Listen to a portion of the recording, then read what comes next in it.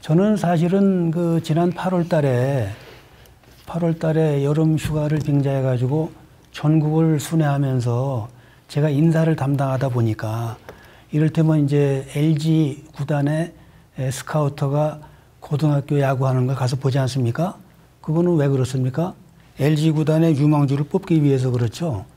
저도 언제 써먹을지는 모르지만은 향후에 국가 운영을 잘할 수 있는 사람이 경상도에는 누가 있나? 전라도에는 누가 있나? 제가 많이 찾으러 다녔습니다. 제가 스카우터는 아니지만은.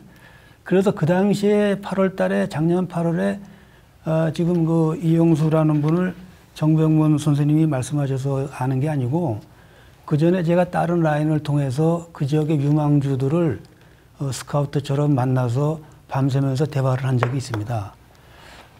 제가 속단할 수는 없지만 저는 인사수석 후보 중에 손색이 없다. 뭐 이렇게 생각은 하지만 최종 결정은 이제 지금 정권을 잡은 분들이 잘 판단해서 하시리라고 보고 또 이어서 가겠습니다. 다음에는 이제 경제 쪽을 얘기해 보려고 합니다. 저희가 인사이기 때문에 경제 그러면 할 얘기가 무지하게 많지만 간단하게 제가 질문을 드리겠습니다. 지난 김대중 정부 때 우리는 변영윤 사단을 보유했습니다. 서울대학교 경제학과 교수이신 변영윤 교수님, 지금 젊은 분들은 모를 수가 있어요.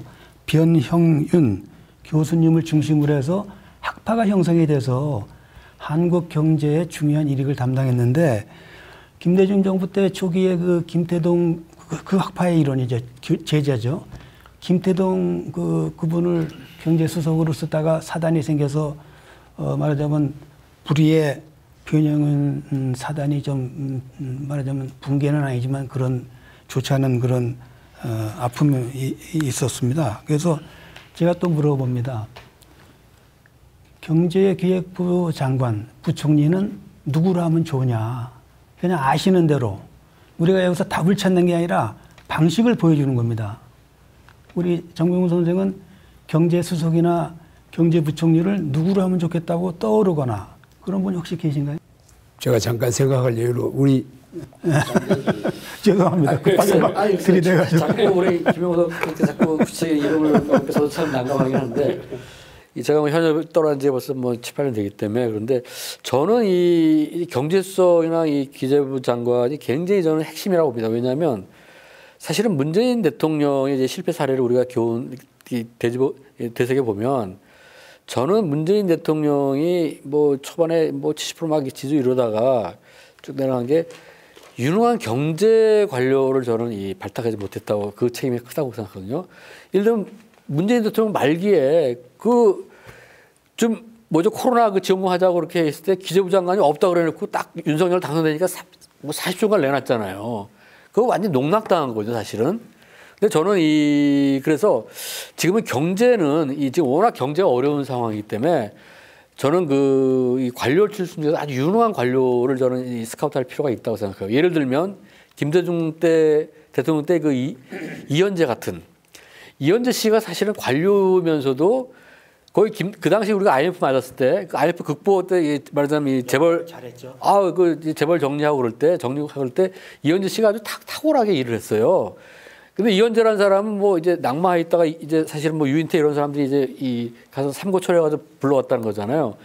이현재 씨가 안 했으면 그거 못했을 거예요, 그거 아마. 그러면서 IMF 탈출하고 재벌 개혁 완수하고 그 어려운 작업을 해쳤거든요. 그래서 저는 지금 그쪽은 정말 경제만은 이거는 능력 있는 이념을 떠나서 능력 있는 인사를 가장 지금 관료 능력 있는 인사를 발굴해서 그래서 이 지침을 주는 거야. 야, 너 이거 살려봐라. 예를 들면 중소기업 살리고 뭐 인공하고 이거를 해답을 갖고 와라. 이현재는 갖고 왔거든요. 이현재는 밤새고 와서 회의를 갖고 왔어요. 얘기 들어보면.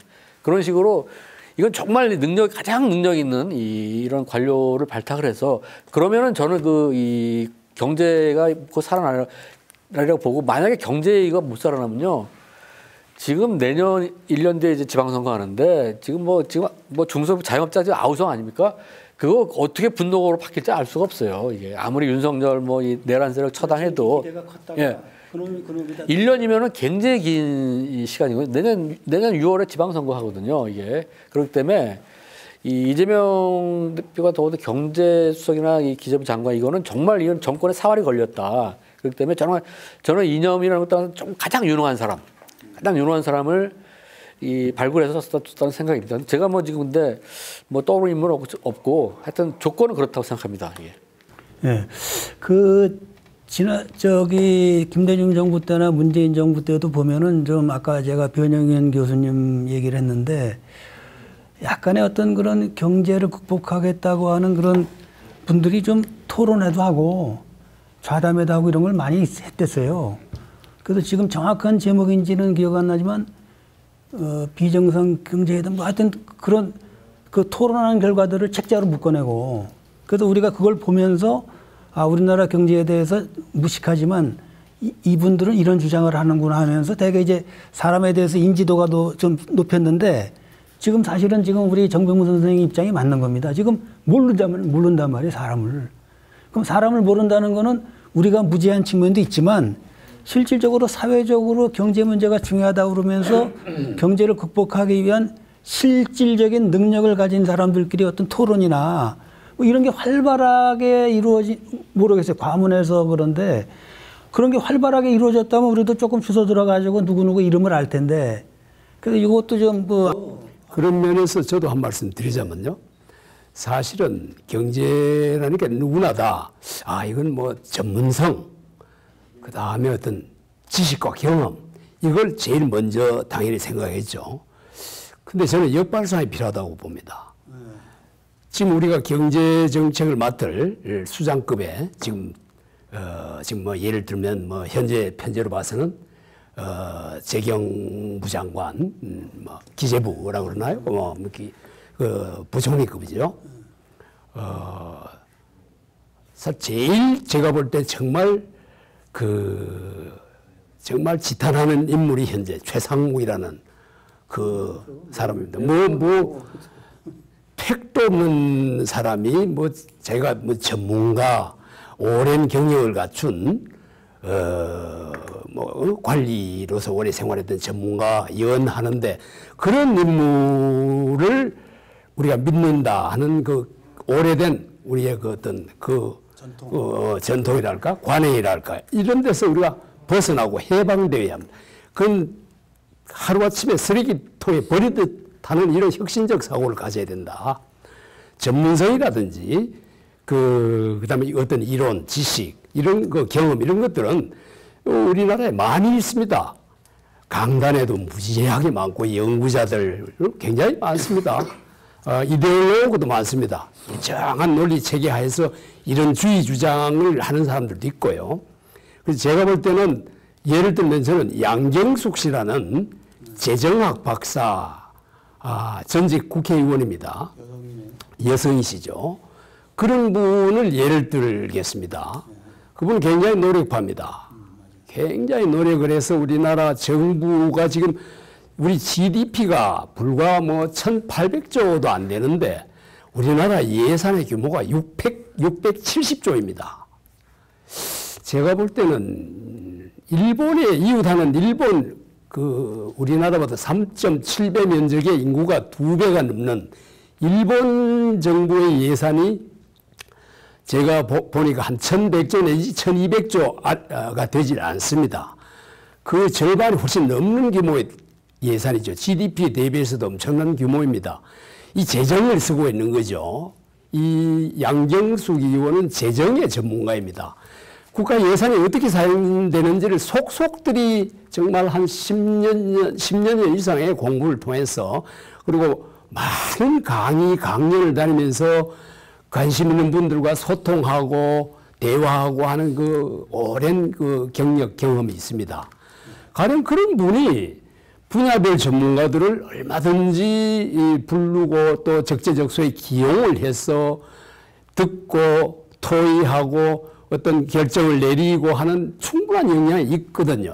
그래서 우리가 좀 더 유연하고 정무적인 이런 사고를 가져야 됩니다. 무슨 전문가, 경력, 이런 그런 것만 보고 제한되게 우리가 생각할 필요가 없이 좀 더 개방적이고. 이제 그 말씀을 듣다 보니까 저도 이제 양경숙 전 의원은 오래전부터 제가 잘 알고 있고 또 그분이 그러한 자격이 있는지는 제가 말할 그런 계제는 안 되지만은 엄청난 노력파라고 하는 건 뭐 제가 옆에서 지켜봤기 때문에 노력을 해야죠, 사람이.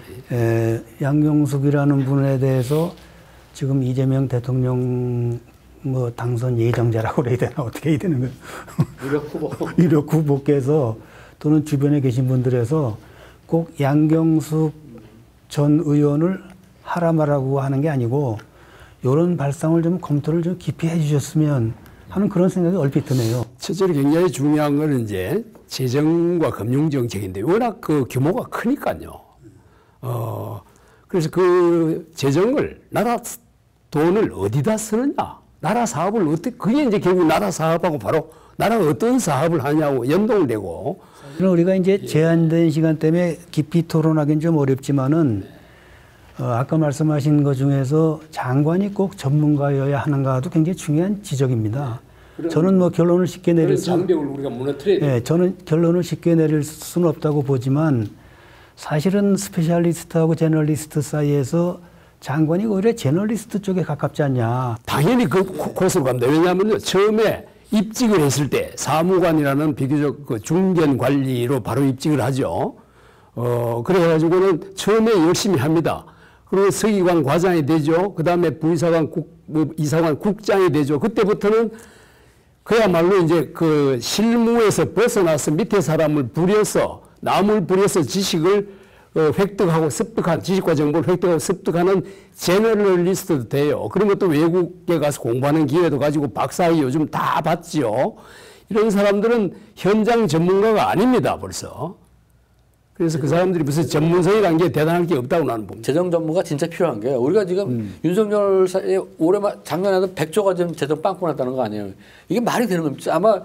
저는 이재명 정부 출범하면 그 재정 문제가 굉장히 엄청 심할 거예요. 지금 뭐 거의 계속 내내 이 적자 재정을 했기 때문에 많은 균형. 재정이라는 건 쓰는 측면이고 한편으로는 그게 바로 그 국민의 세금과 연동이 되거든요. 그러니까, 국민이 부담해야 됩니다. 그러니까 지금 뭐 곳곳에 지금 예산 깎아가지고 예를 들면 병원비 같은 경우도 지금 본인 부담이 엄청 올라갔어요. 알게 모르게. 그러니까 이 재정 전문가가 정말 필요하고 그리고 근데 우리나라에 지금 재정 전문가 거의 없어요. 이게 민주당에도 양경수 의원 이름 좀 처음 듣는데 예를 들면 민주당도 그렇고 재정 전문가 우리는 진짜 없어요. 이게 그거 안 하고 있는 거 돈이 안 되니까 이게.